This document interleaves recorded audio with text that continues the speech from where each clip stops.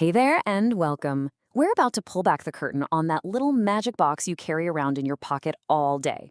That's right, we are going to break down how your cell phone actually works, from the very moment you hit send to the second your message lands. I mean, you've got to wonder, right? You tap on a screen, and just seconds later, you're having a conversation with someone halfway across the world. How in the world does your voice or a picture travel across cities, oceans, and continents in a blink?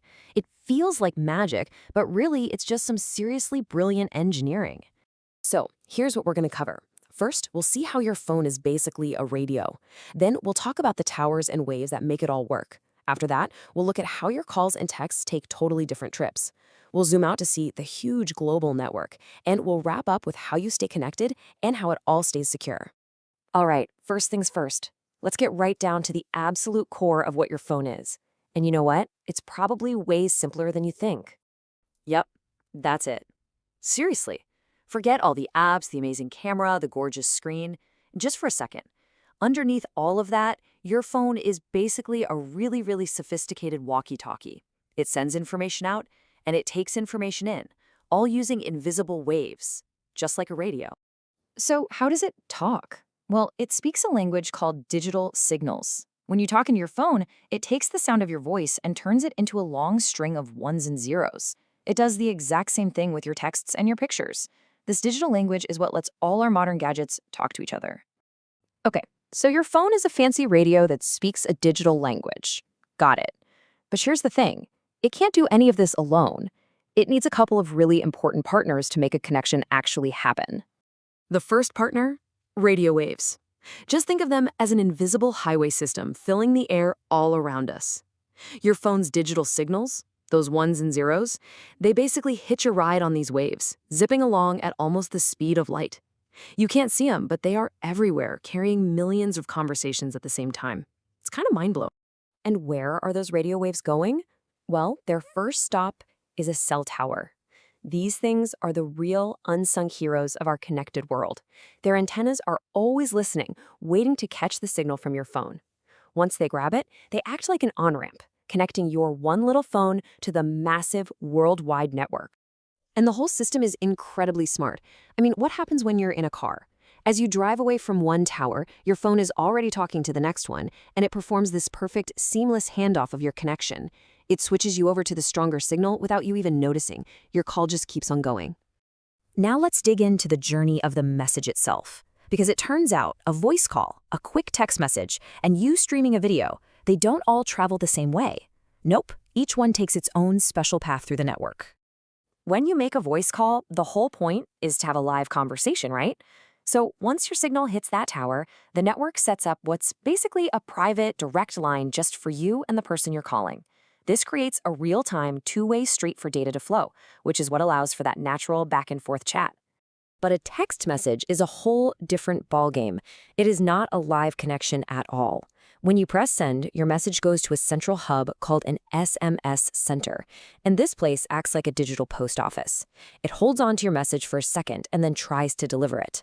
If your friend's phone is off, no problem. The center just keeps it and tries again later. So that's the crucial difference right there.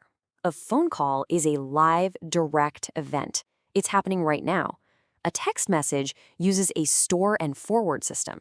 That's why a text can arrive hours later if a phone was turned off. It's two totally different approaches for two totally different ways of communicating. Okay, so what about the internet? When you're watching a video, sending that entire huge file all at once would be a terrible idea. It'd be slow, and if one little piece got lost, the whole thing might fail. So instead, the network does something brilliant. It chops the video up into thousands of tiny little pieces called packets. Each packet travels on its own, and your phone catches them all and reassembles them like a super fast jigsaw puzzle. So we've got the phone, the waves, the towers, and the different ways messages travel. Let's zoom out now and look at the big picture. The absolutely massive global network that hooks all of this together, and how it knows exactly who you are out of billions of people.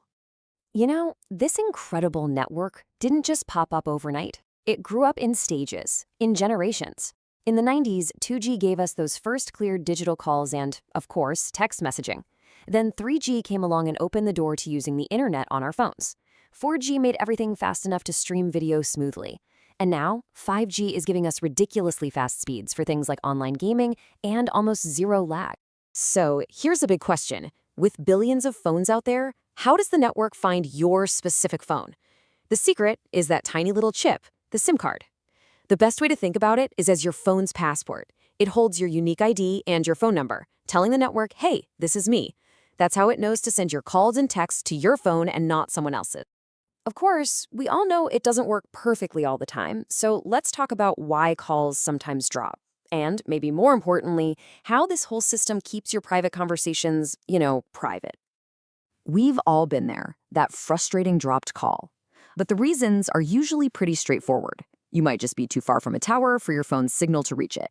Or physical stuff. Big buildings, mountains, even a dense forest can literally block the radio waves. And sometimes, if you're in a packed stadium or at a concert, the network just gets overloaded. It's like a digital traffic jam. And finally, let's talk security. I mean, if all this is flying through the air, can't someone just listen in? Well, no. And the reason is encryption. The moment your voice becomes a digital signal, it gets scrambled into a secret code. Only your phone and the phone you're calling have the special key to unscramble that code back into a normal conversation. All right, so let's just quickly recap the most important things to remember. At its heart, your phone is a smart two-way radio. It uses invisible radio waves to talk to cell towers. And remember, calls, texts, and internet data all take different paths to get where they're going. And it's all held together by this incredible global network that makes it all happen in the blink of an eye. And that's really the whole story. We've seen how we went from basic digital calls to the super fast, always-on world we live in today. It makes you wonder, right? Now that you know how it all works, what do you think the next generation of connection is going to look like? What will 6G and whatever comes after it make possible? Something to think about. Thanks so much for tuning in.